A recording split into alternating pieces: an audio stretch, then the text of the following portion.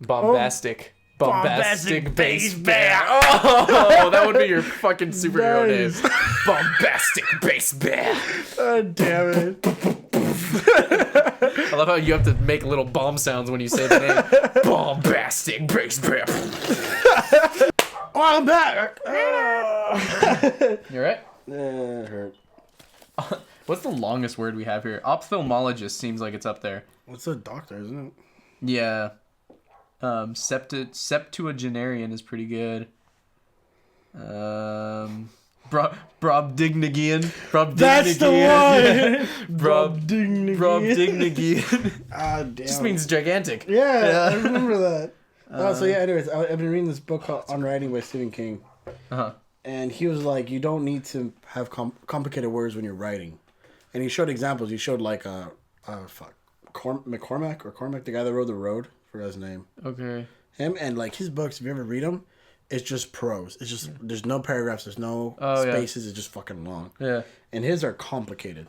Okay. And so I was just like amazed by that. And then he was talking about that you don't have to do that. You can make it really, really simple. You can make it simple. No, sorry. It's just because I'm being charged for something on my Amazon. Ooh. But I haven't bought anything. That's weird. Yeah. That's why I was like, wait a second. Find out what he's dealing with in the next episode. We just started this one. Anyways, yeah. So, and he was talking, but at the same time, he wrote really simply, and then he went into this very complicated prose, Stephen King. Uh-huh. And I was like, you know what? I want to be like that. I want to be able to write simply so that everyone can like it, which is why I liked his writing as a kid. Yeah. Because I read it when I was 8, and I understood everything. Yeah. Or mainly everything. Yeah. Desperation still fucking boggles my mind. But I want to be able to do that too. That's pretty much why I wanted that book I told you about. Yeah, one thing that's interesting I remember, or that we talk about a lot in like literature courses, is sort of this shift away from literature being strictly for pompous, aristocratic, rich people only.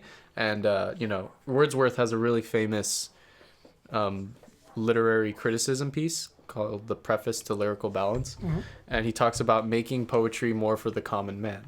You know, like these are the people that we're talking about and that we're standing up for. Yeah. Not these super rich, like pretentious aristocrats who don't know what it means to suffer. Like we're suffering and the common man knows what it means to suffer, like truly suffer. So he talks about making language more the language of common man. Yeah. Of course, he said that, and then you go read his poems, and it's like, this is still complicated as shit, dude. But which is what I feel Bukowski managed to do pretty well. Oh yeah, I think he's great, especially here in like the postmodern era. Like nobody cares about how big your vocabulary is. It's about all, what you're trying to say. I think. At this point. It's all transcended like the superficial, and like what are we talking about? As a message, like as you said. But yeah, I think being able to write simply is a skill, to make it more universal. Quick, make dick jokes so we don't isolate half of our demographic. Did you see that that PSA against smoking? Did you see the JonTron video with all the PSAs, the drug PSAs? That one's a really good. You should watch that. Wait, is it the one? No, I'm thinking about the video game one. No, this was specifically for commercials. Oh shit. And there's this one commercial where instead of saying smoking, they say farting. Or it's just one girl. She's like, I didn't really consider myself a farter. Oh, just kind of like a casual farter. And I would only fart in like social settings. Oh my God. And then there's one. It's like, and then one time I woke up craving a fart. And then my boyfriend called me out on it. Nice job, by the way. You chopped my head off. But yeah, it was really funny. And John's just like, sick allegory, guys. Fucking tobacco sales straight down after that one. God. But yeah, it was really funny. I get a little frustrated, mainly, I guess I may be biased just because my dad's a smoker. Uh-huh. But it gets a little infuriating when someone's like, why do people smoke? Don't they know they die? I'm like... They're very well aware. My dad reads his cigarette cartons when he's bored, like he's very well aware of the dangers of it. Yeah. He started when he was 9 when no one told him anything and he got addicted to it. Yeah. He's tried to quit before, but he's way too late for him. Easier said than done, for sure. Yeah. And like he's not lucky like my brother and I am, and I think you, where you Yeah. can just stop. Like me and my brother, we were kind of like, okay, I don't want to smoke anymore because this shit's tiring. Yeah. We both kind of just quit. It's not like that with other people. So it's infuriating when people are like, well, they just need to quit. I was like, what are you talking about? Yeah. They're literally commercials telling you that it's not that easy. Yeah. On the off chance that, you know, we become an influence on people, like this channel does skyrocket for whatever reason and people are coming back to these, we don't advocate smoking. We don't? Yeah, no. We don't. The hell was my fucking anecdote about? Well, obviously it's to be more understanding towards that sort of thing. That's the only thing. Like, if someone's smoking, do try to get them to quit, but don't be a dick about it. Don't be a dick about it. And they know the dangers. They're very well aware of the risks. Understand That's not the problem. Yeah, understand that it affects people differently. Like, some people can just have one, like you and I. Yeah, and we your can have brother, one every now and again, and not worry about it. and not worry about it. And it's still not great for you, obviously. It's like eating fast food. Sometimes you just do it.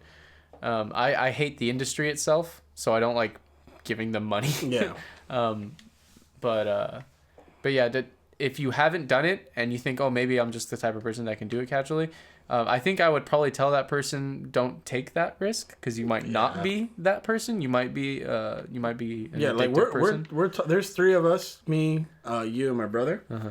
But that is still really rare. Yeah, it is. It's not. We're saying it very casually. Yeah. But to us, we know that that's something that's not common. Yeah, and like our friend Hunter, he's addicted to cigarettes, like pretty badly. Yeah. And you can kind of tell when they get frustrated, and it's because they haven't had a smoke. Yeah. Like my dad's the same thing. He got really like frustrated because he wasn't able to have a smoke anymore. We went to go see my brother and on the base. Yeah. And it's like, okay, well, yeah, he's addicted. Yeah. Like with me, if it's like I want a cigarette, I'm not gonna have one. That's it. Yeah. So yeah. Yeah. No, I've had those moments too where I can say like I kind of want one, but I probably shouldn't, so I don't, and then I don't. But so that sort of willpower doesn't exist if you're addicted. By the way. It's kind of like I shouldn't have one. Oh, you know what? It's fine. It's fine this time. I'll only have like this one, or I'll have half. Or you start bargaining and you just let it happen. Yeah, and I started when I was going through like some pretty rough stuff over this past summer actually. So, yeah, that's why I got a little concerned when you told me you smoke, and I was like, oh. Oh yeah, I mean, I was able to I haven't bought a pack, which is good. Yeah, that is good.